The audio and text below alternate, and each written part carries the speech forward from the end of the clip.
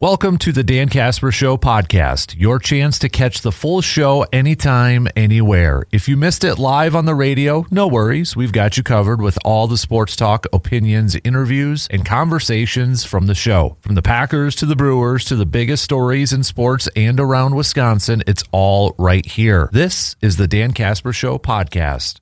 What's up, everybody? Good morning and happy Wednesday. We are making the turn on this week of ours, halfway through already. Appreciate you making us a part of your start and joining us as you're up and at it. Whether you are listening on the radio dials, you got a couple of those, 105.1 FM, 790 AM. Streaming it up online at sportstalk1051.com, WAYYradio.com. Got the video stream up and rolling on YouTube, your smart devices, and of course, smart devices and the app. What do we have on our game plan for us this morning? Brewer Crew falling just a bit short last night in what looked to be a pitcher's duel through the first half of the game, but it would be Jacob Mizorowski that faltered a little bit first. He was locked in right away at the beginning of the game, striking out the first 5 batters, ended up with 10 Ks, but it would be that sixth inning where it started to kind of fall apart. Ended up walking his last 3 batters, bases loaded, and gets taken out of the game, but still Red Sox taking advantage of that. And so Jacob Mizorowski does get charged with the loss, going 5 1/3, 2 hits, 3 earned runs, 4 walks, 10 Ks. So, but Brewers tried to get back into it. They followed it up by putting up a couple runs in the 7th, but it wasn't enough after a 3-2 loss by the Brewers. So, they'll try to get back to it and win another series as they take on the Red Sox in the rubber match this afternoon, 12:35, first pitch between these two ball clubs. So hopefully they can kind of continue their starts of the season where they're just winning series, but they're going to be going up against a familiar face in Shane Gray, and the Brewers going to be thrown out, or Sonny Gray, because Brewers are throwing out Shane Drowan, calling up Shane Drowan, and he's going to be making his major league debut. So Brewers going up against a very familiar pitcher from over the years with the Cardinals and such with Sonny Gray, but Brewers maybe trying to catch the Red Sox off guard a little bit with this youngster with a lot of talents.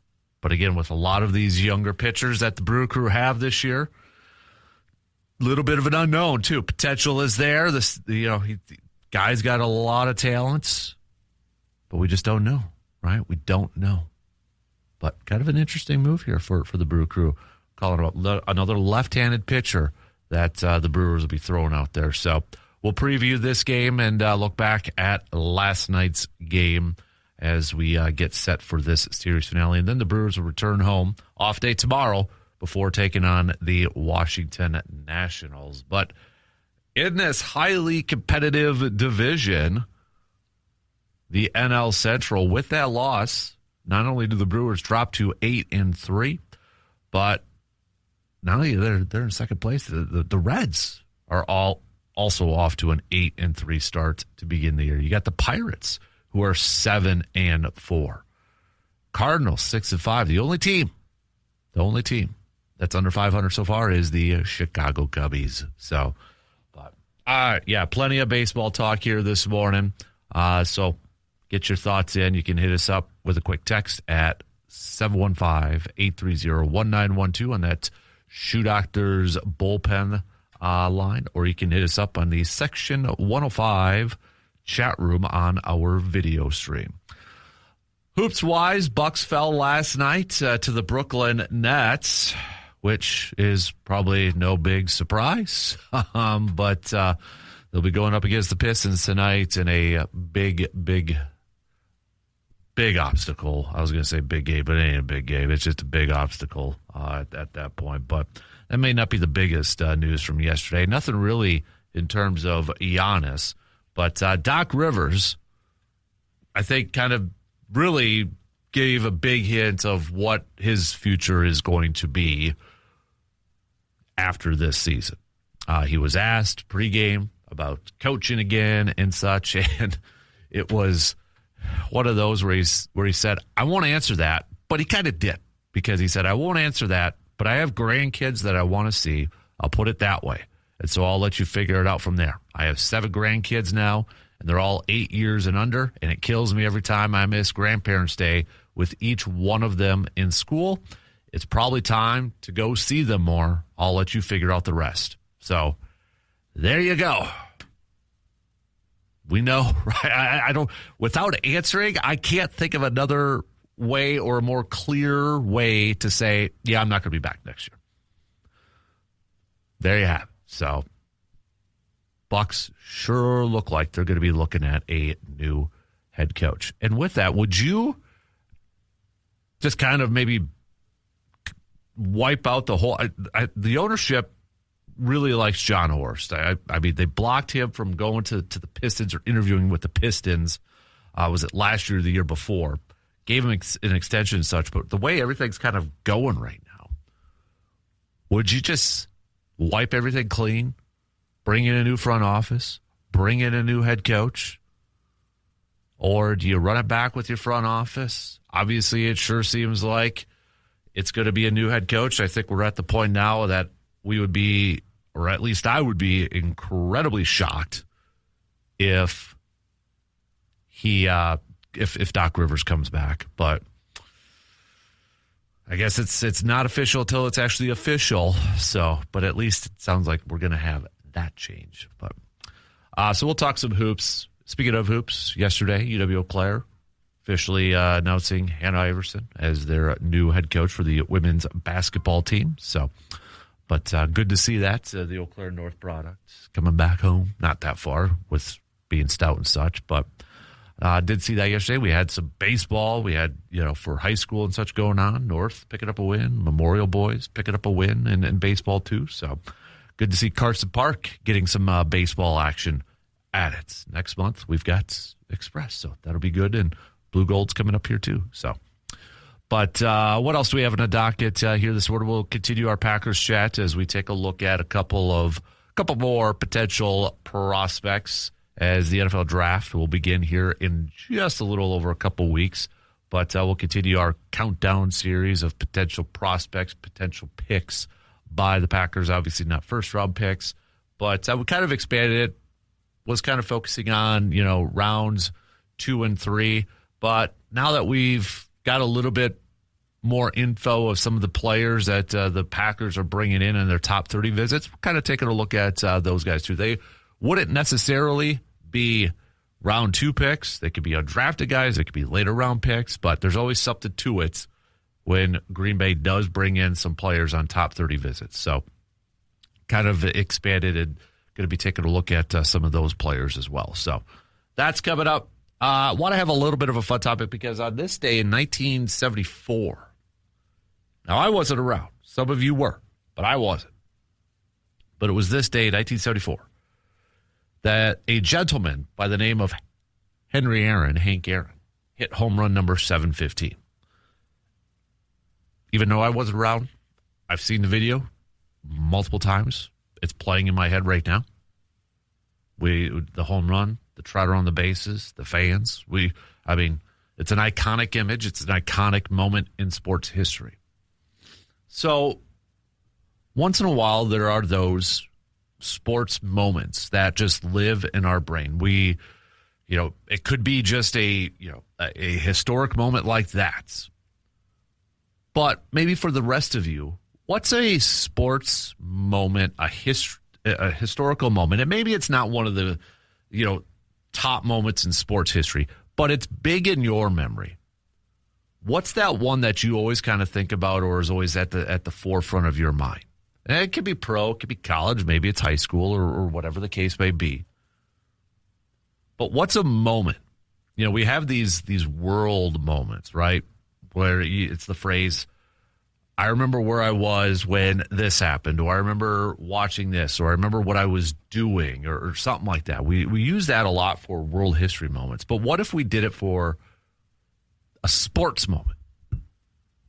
What was something that happened in the sports world that is just kind of, you would say, at the forefront of your mind or at the top, that you always kind of like, I where you can almost remember everything about that day or everything about that particular moment. And maybe it's, again, it doesn't have to be a big, one of the top sports history moments of all time. Maybe it's just something related to the Packers. Like, for example, I'll just throw this one out there. I remember the majority part of my day when Favre retired from the Packers. March 4th, 2008. I remember waking up because my roommate woke me up, and all he said, college roommate said, watch the TV, and he walked out. And I remember the rest of my day going to classes that day, that night, watching ESPN nonstop. So it's March 4th, 2008. Why I remember that is just, well, it was Packers, it was Favre, right? So stuff like that. Kobe Bryant passing away. I remember exactly where I was at. That sort of stuff. So I just thought, seeing that today was the day that Hank Aaron hitting home run number 715. It's one of those moments I would imagine for a lot of people out there. Sports historical moments. What are some other ones? I'd like to see a list of everything out there. So send those on over. We got a little Inside the Hobby segment. Ty from the Slab Factory is going to be joining us around 8 a.m. So we'll hit that up. It is a Mike's Star Market. Am I wrong? So what's your sports take? What's your sports opinion? Where you would say, am I wrong for thinking that? Am I wrong for saying that? Also, it is a Hy-Vee game changer. So in the past week or so, what was a move? What was a play? What was a player? A game that you would nominate for our Hy-Vee game changer of the week.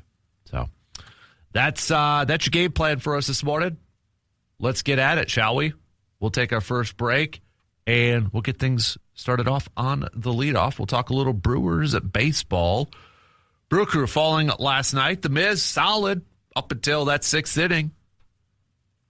But take away a lot of positive things from his start last night. We knew it was probably going to be a pitch, at least on paper, we knew it was going to be a pretty darn good pitching matchup, and it lived up to that billing up until the sixth inning, and just both pitchers maybe just, wearing down. Now we get Shane Drowan making his debut today. Another one of those young pitchers that the Brewers acquired this offseason. Lots to break down and recap, so let's get at it. We'll take our first break, and we'll talk some baseball coming up after these quick words. Hey, sometimes accidents happen, but getting your vehicle back to normal doesn't have to be stressful. And at Superior Auto Body, they specialize in getting your vehicle looking right again after dents, dings, or collisions. And the best part, they handle the insurance process for you, working directly with your provider to make things simple and hassle-free. No runaround, no confusion, just quality work and a team that's got your back every step of the way. Get your vehicle back on the road with confidence. Superior Auto Body in Eau Claire, where the job gets done right. Brew Crew yesterday again falling to the Boston Red Sox 3-2. Jacob Mizrowski does get charged with the loss, but dude was looking good in the first few innings. I mean, striking out his first 5. He ends up with 10 total Ks. It was just those 3 walks in a row in the 6th inning, at bottom of the 6th, is just what killed it. In a game that was obviously a pitching duel between him and Garrett Groshette, and it lived up to that potential. Any little mistake like that with issuing free passes, free base runners, it tends to kind of bite you in the behind, right? It bites you in the butt, and it did last night for Jacob Mizrowski. So You could just kind of tell that. And dude, pitched nearly 101 pitches total for the Miz Kid last night. And you could just kind of maybe tell that the mechanics were falling off. Maybe just the fatigue was settling in. You could tell Contreras was trying to, work with him with his mechanics and that. And we can always kind of tell, right? Like Miz has a tell when mechanics are a little bit off in how he comes off the mound after throwing that pitch. Y'all know what I'm talking about, right? Like if you watched it, he has these little tells when he knows too that that was off or that pitch was way off. We could tell. And that was clearly evident in that 6th inning. And let's call a spade here too. The lineup that the crew threw out there in the game last night wasn't their big offensive power lineup. Yelly did not get the start. He did come in as a pinch hitter, got an RBI and a fielder's choice. Contreras did start, but there was no Bryce Terang, and there was no Garrett Mitchell. Going up against a left-handed batter, they opted to go with a lot of the righties and such. So, not saying that's an excuse. The Brewers did out-hit the Red Sox in terms of total hits, 5-3 and such, but maybe making things a little bit more difficult for Miz by not giving him run support when you're not able to start the game with Yelly, who's been hitting really good, Garrett Mitchell, who's been hitting good, and obviously Bryce Terang. But it's the job of the other guys to step up to the plate and rise to that challenge.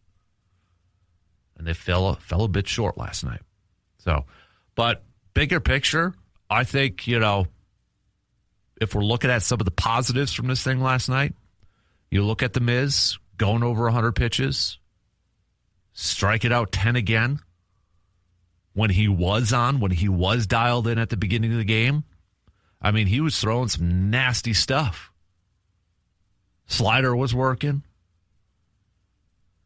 Obviously the loss is the most important thing, but I think you could take a lot of positive things away from the performance of Jacob Mizorowski last night.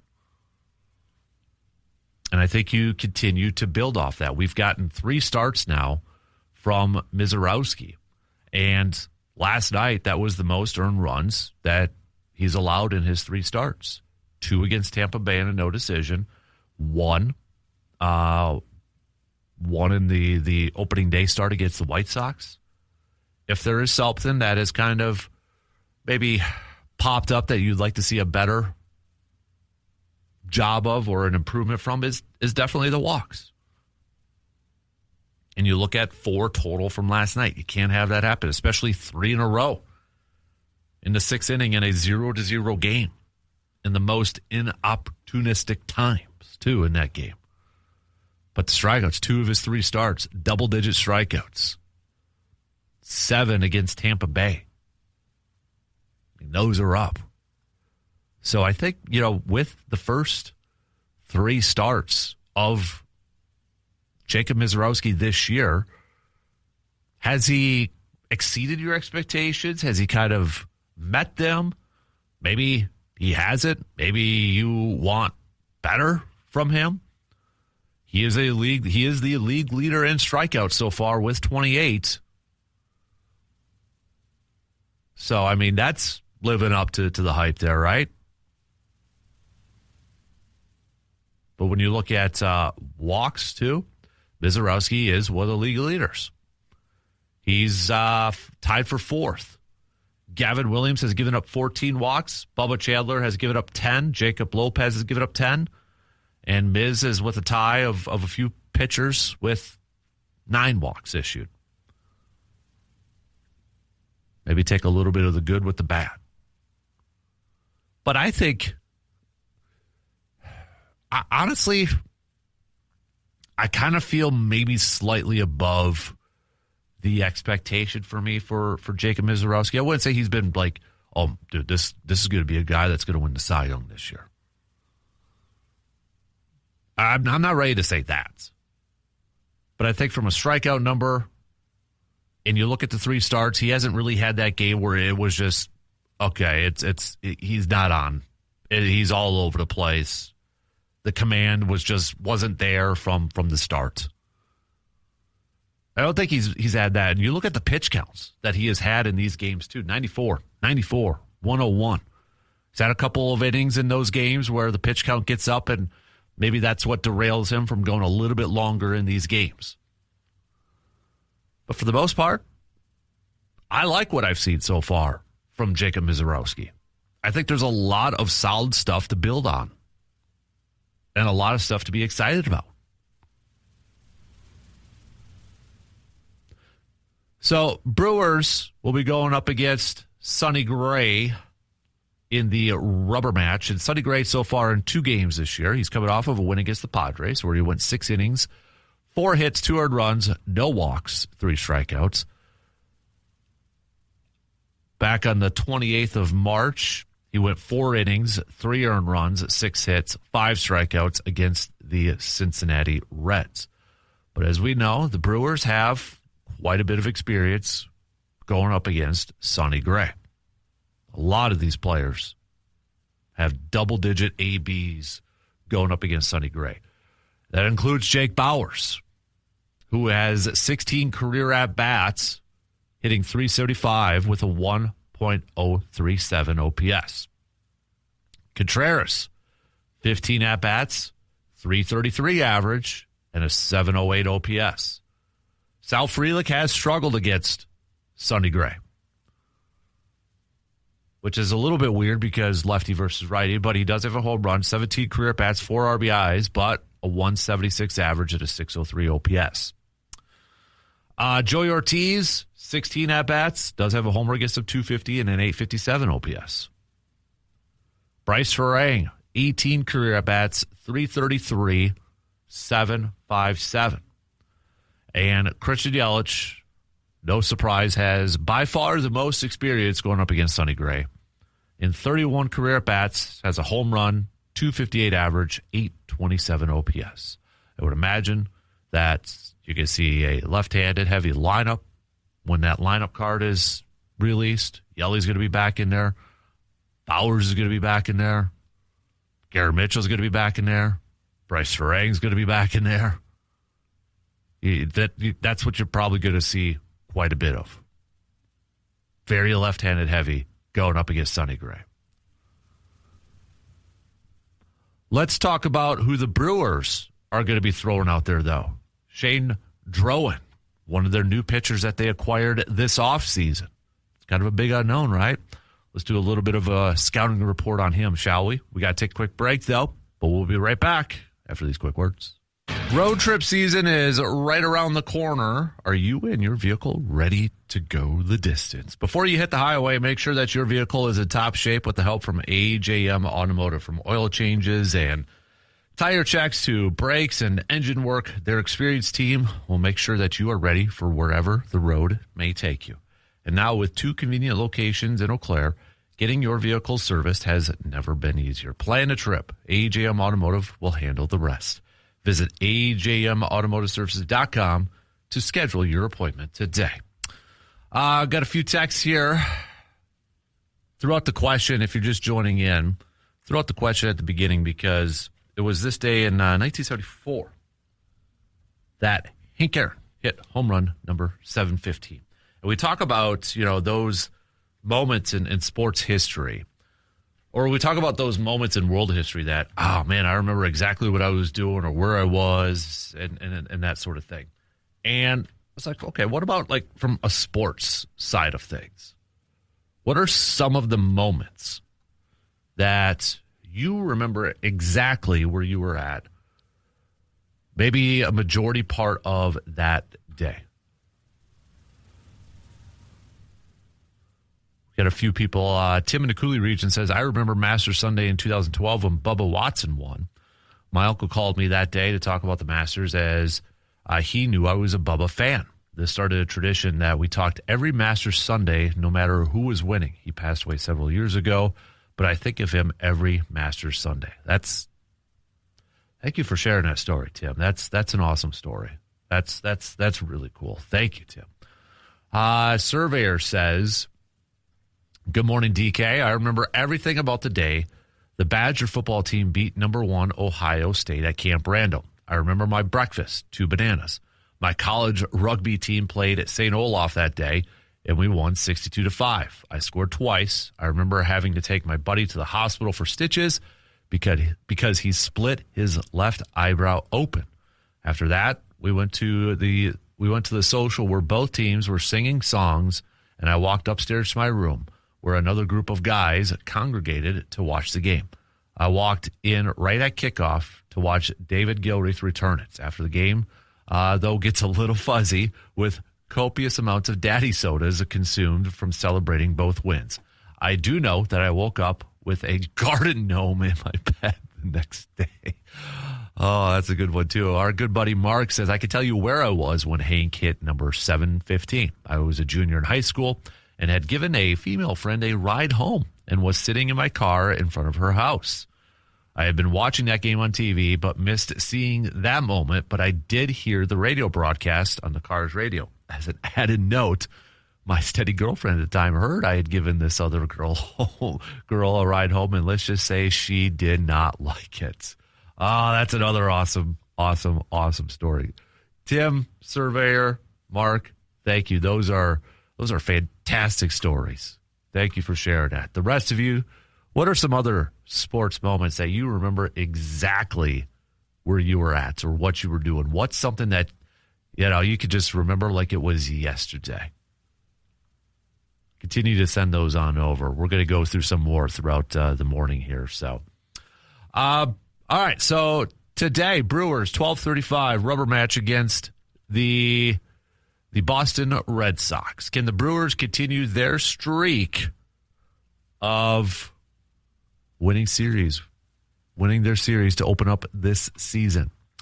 And, the Brewers are going to be throwing out one of their new pitchers, Shane Drowan, who's a Red Sox prospect too. But left-handed pitcher set to make his major league debut. Drowan became the Brewers' 25th ranked prospect after the Caleb Durbin trade. So he's going to be making his debut against the team that he was on.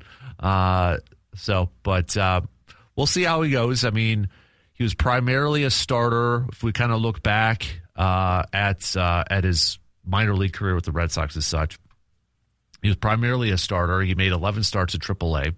He did make one start for the Brewers in AAA before being called up. He gave up 2 earned runs in 3 1/3 innings of work in that outing. He has made 4 appearances this spring, and he's posted a 4.26 ERA and 12 2/3. He's got some good stuff and such, some nasty stuff potentially. So, it would be Chad Patrick's start for this game, but he is technically coming off of a little bit of short rest because they played a doubleheader on Saturday. So I wouldn't be surprised if Shane Drowan, maybe he is like that initial outgetter or the opener or whatever the heck we want to call it. And maybe Patrick comes after that, or maybe they just kind of go with the bullpen game.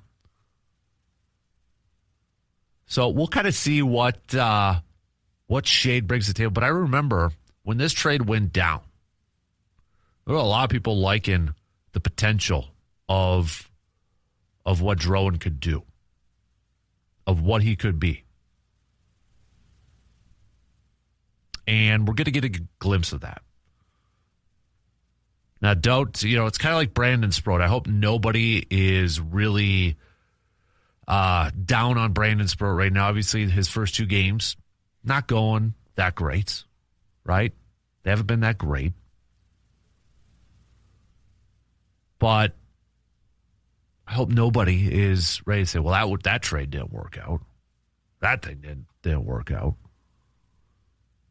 And, Kyle Harrison was a big talk with, he looked like to be the piece of this deal with the Red Sox and Caleb Durbin. But there were a few that were like,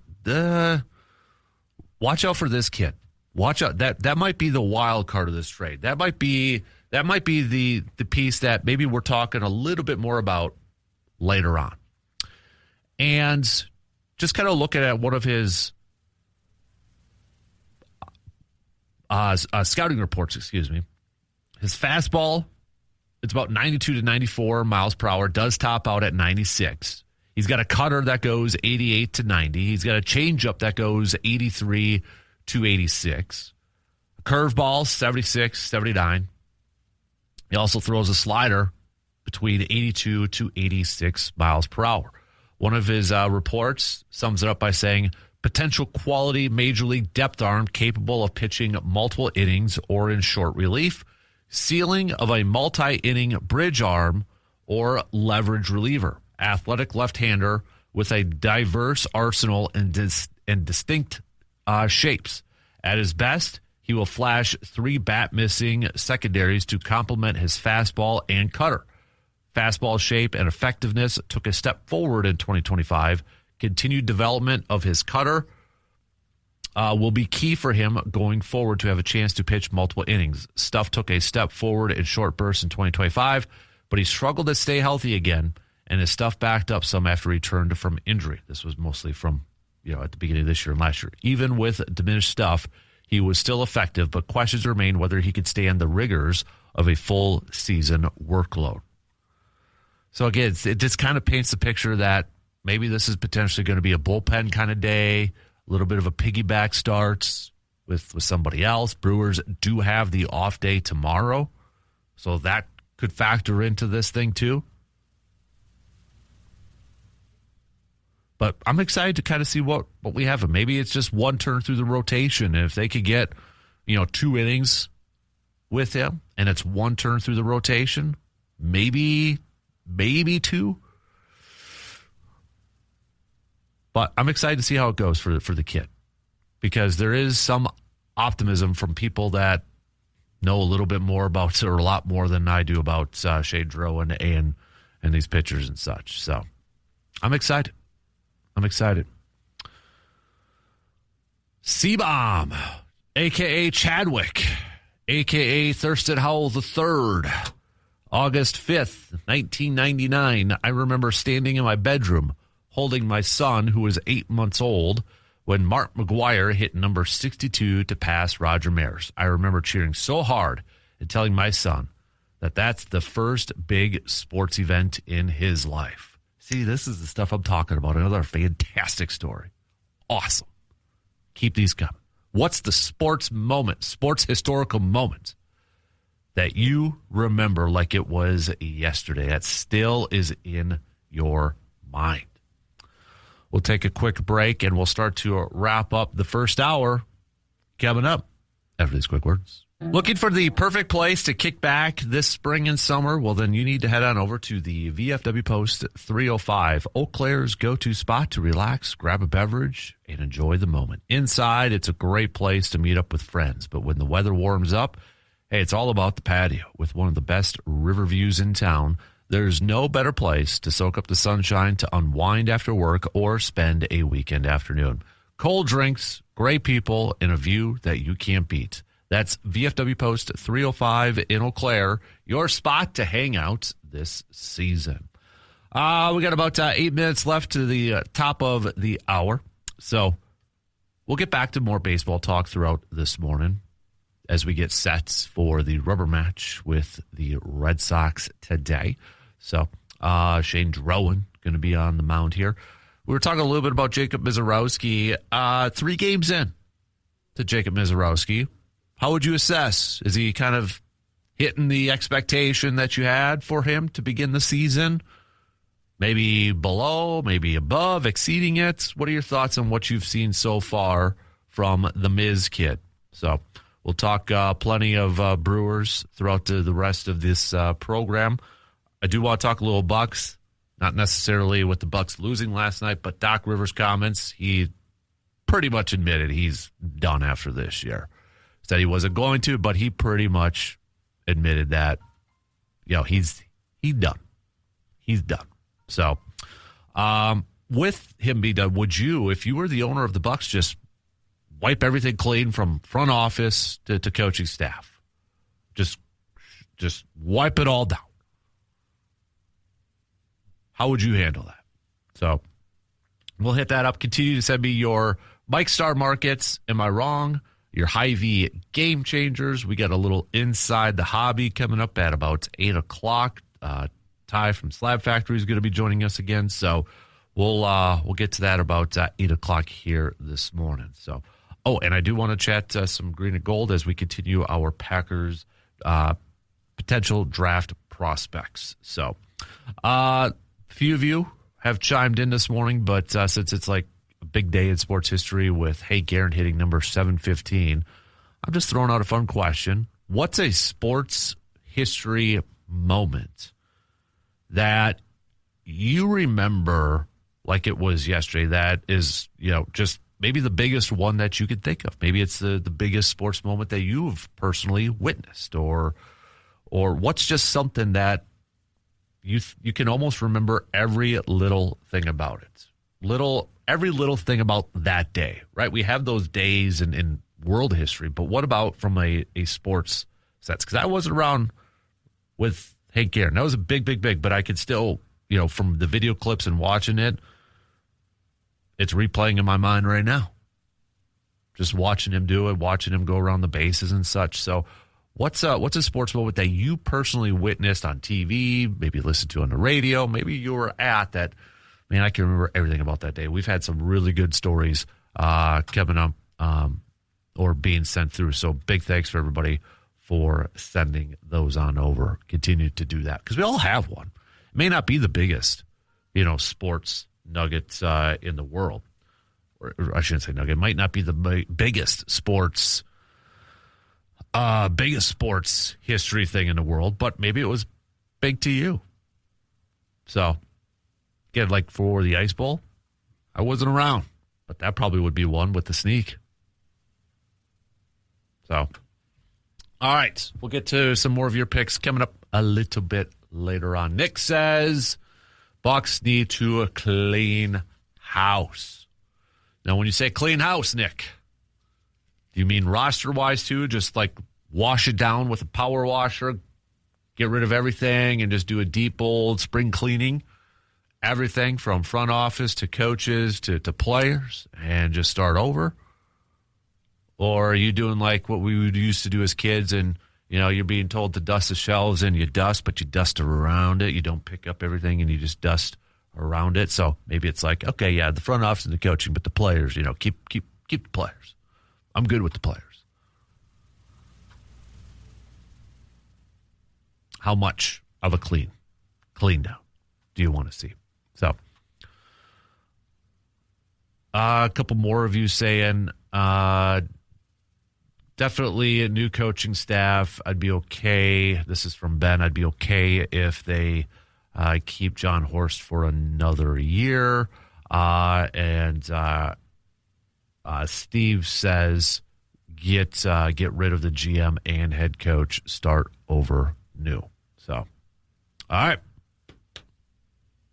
Keep them coming. Well, I know you all got some opinions and such. So, but we'll see if Giannis. We only have 3 more games. Yeah, I don't think he's playing tonight. But will he play in that home game, that final home game coming up here? So, just a couple minutes left. Good morning, Morgan. Feel like doing some Wednesday wild card action? Sure. You guys are talking about cleaning house with the Bucks. Do you clean your house, or are you just in charge of the man cave? No, I clean the house more. What's your most hated and task you don't mind doing? Like if you had to pick one of each. I hate probably either the bathroom or dusting. Everyone hate dusting. Hates that. Yeah. What do you not mind? Like actually, what do you prefer to do?